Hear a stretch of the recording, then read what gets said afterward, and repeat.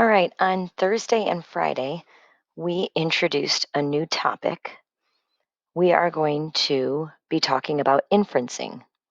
So, in your ELA notebook, you would go to the table of contents, and underneath evidence, page 6, you're going to write inferences, and then you're going to write page 8 and 9. Okay, we're going to skip 7, don't worry about that, but we're going to put inferences on page 8 and 9. Okay. Inferencing is a lot like what we did with the character traits. You're going to take your text clues, or we called them text evidence before, same thing, and then your background knowledge or your prior knowledge, your I know statement, and then you're going to make an inference or a conclusion about what you read. So just like we took the text clues and the prior knowledge and determined a character trait for our characters, we're going to do the same thing, but this time we're going to draw a conclusion about what we're reading. Inferencing, when you make an inference, it is not directly stated in the text, but it is a fact. Okay, so you're not guessing at what's happening. You know what's happening because there's enough evidence to tell you what's happening. However, it doesn't state it directly. So we're going to practice some of these, and you will catch on as we practice. So first, I want to show you a video. It's a commercial for Doritos, and I want you to play close attention. Pay close attention to what the dog is doing, even right away. Okay, what he's burying. So make sure you're paying attention to all of the clues.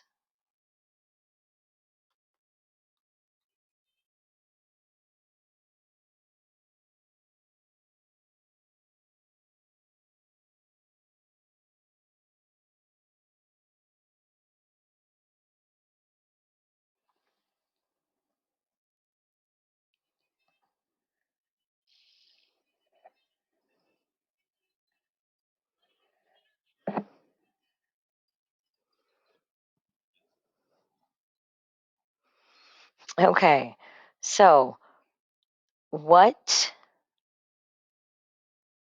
conclusion can you draw from that video? What was the dog doing? So when we make an inference, we look and we say, based on the clues that they gave us and based on our prior knowledge, what can we say? What was the dog doing in that video? Well, let's look at our clues. In the beginning, he was bearing part of a collar, right? And if you looked at the telephone pole, there was a sign on there that said missing cat, right? So Fluffy was missing. And if you noticed on that picture, the collar was the same collar that the dog was bearing. So that missing cat, somehow the dog was bearing the collar. However, there was no cat attached to that. And then when the man saw the dog doing this, the dog, another piece of evidence is the dog gave the Doritos to the gentleman, and the note said, "You didn't see nothing." So based on those clues, and based on what I know, my prior knowledge, well, my prior knowledge is I know that dogs do not like cats. I know some do, but in general, we know that dogs, or at least they're portrayed as dogs, do not like cats.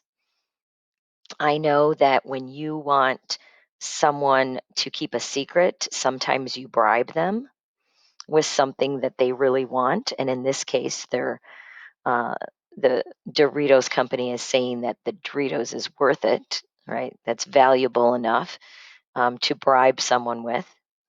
So the dog ate the cat. And then he's bribing the gentleman so that he won't tell, right? Um, so that is my inference, right? There's enough facts, there's enough clues, there's enough text, not text evidence, but there's enough evidence in the video that tells me that yes, the dog got rid of the cat. Then at the end of the commercial, the wife asks the husband, "Have you seen our cat?" So this is a different cat. Well, what happened to that cat? Well, I think that cat met the same fate. The dog got rid of that cat too. And how do I know this? Well, look at the evidence. The dog brought back another bag of Doritos. So, in other words, he's saying, I got more for you. If you keep it a secret, there's more Doritos for you. Okay, so that is the type of thing that we're going to be doing. We're going to be taking the evidence and we're going to take what we already know and we're going to make inferences. So now let's look at this page that you have for your ELA notebook. This is one of the pages you're going to glue into your ELA notebook. It says text clues plus background knowledge equals inferences. All right, let's read the paragraph. The sunscreen Alex's mom had packed for him remained unopened the entire 5 hours that Alex was at the beach. Later that night, Alex was moaning in pain as his mom shook her head in disgust. Well, what inference can we make based on that? What can we say about Alex?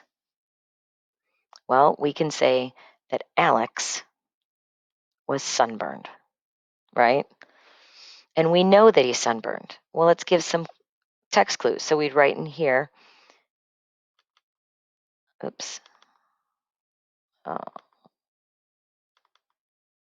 yeah, I don't think it's going to let me. I'm going to do that a different way. Okay, so we would write in here, Alex was sunburned at the beach. Okay. Then we have 3 different text clues. First of all, it says that the sunscreen was unopened. So that's one piece. That's one text clue. Another one is he spent 5 hours at the beach. And then another one is that Alex was moaning in pain. So all 3 of those are text clues that tell us that Alex was sunburned. Now, what is our background knowledge? I'm going to scroll down because I have this down here. So what we have to do with background knowledge. So this is Alex got sunburned at the beach, right? That is our inference. One piece of information is Alex's sunscreen was unopened. Well, when we give a background knowledge, when we give our prior knowledge, we need to say, what do we know about this in particular? What do we know about the fact that the sunscreen was unopened? Well, I know that when, in fact, I put sunscreen here, but we don't even have to, because we don't want to refer to anything in the text. I can just say, I know that when a bottle is unopened, that means you didn't use it. Okay? So before I even read this, I know if there's a bottle that's unopened, obviously that means that no one used it, right? Because it's unopened. But that's important to see that he was sunburned because he didn't use it. He didn't use the sunscreen.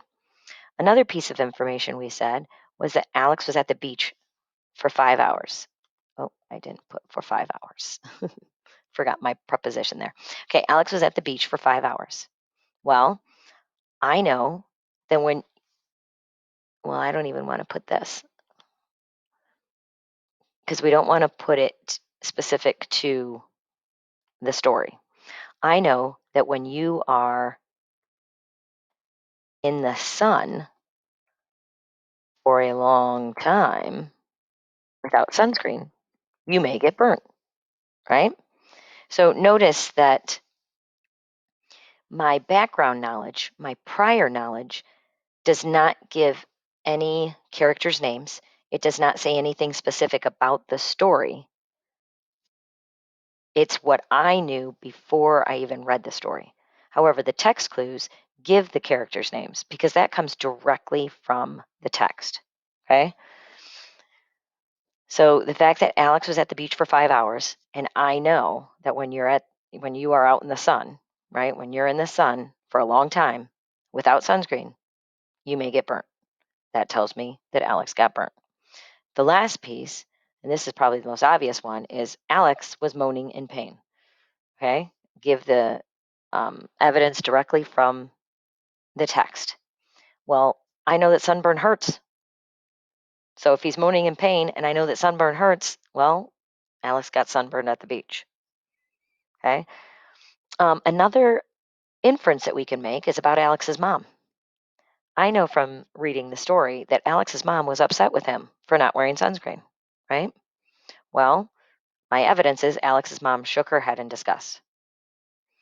Okay. One thing you can say is I know that when my mom shakes her head, she is angry or disappointed in me. Another thing that you can say is I know that when children don't listen to their parents get upset with them, right? It's something we already know. If children are not listening to their mothers or their parents in general, they're going to get upset with them. So that can also be a background knowledge, either one of those. So here's some things I want you to get out of this. First of all, an inference is not a guess. So you're not going to say, I think. It's not a prediction. It is something that you know to be true because there's enough evidence in the text to tell you that that is true. An inference is not directly stated. So with this story, I cannot say that an inference is that Alex spent 5 hours at the beach because it says it right there. He spent 5 hours. Okay. So it's not an inference. I cannot use an inference saying that the reason why Alex didn't use his sunscreen is because he couldn't open the bottle. There's not enough information. Okay. There's not enough evidence to support that